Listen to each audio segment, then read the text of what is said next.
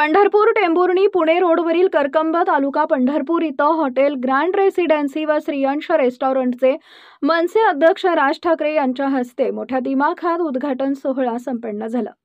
यावेळी आमदार अभिजित पाटील, शिवसेनेचे जिल्हा संपर्क प्रमुख शिवाजी सावंत, मनसेचे नेते अविनाश अभ्यंकर, सहकार शिरोमणीचे चेअरमन कल्याणराव काळे, भैरवनाथ शुगरचे व्हाईस चेअरमन अनिल सावंत, माजी उपनगराध्यक्ष नागेश भोसले, कोळी महासंघाचे नेते अरुण कोळी, ज्येष्ठ नेते नानासाहेब कदम यांच्यासह पंढरपूर शहरातील आजी-माजी नगरसेवक व विविध पक्षांचे पदाधिकारी उपस्थित होते।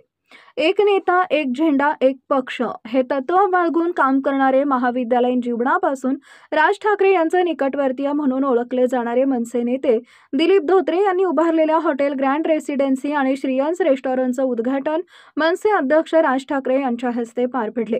यावेळी मनसे नेते दिलीप धोत्रे यांनी माध्यमांशी संवाद साधताना माझ्यासारख्या सामान्य कुटुंबातील कार्यकर्त्याला बळ देण्याचे काम राजसाहेब ठाकरे करतात, त्यामुळे श्रीकृष्ण सुदामाच्या भेटीला आले आहेत अशा भावना व्यक्त केल्या।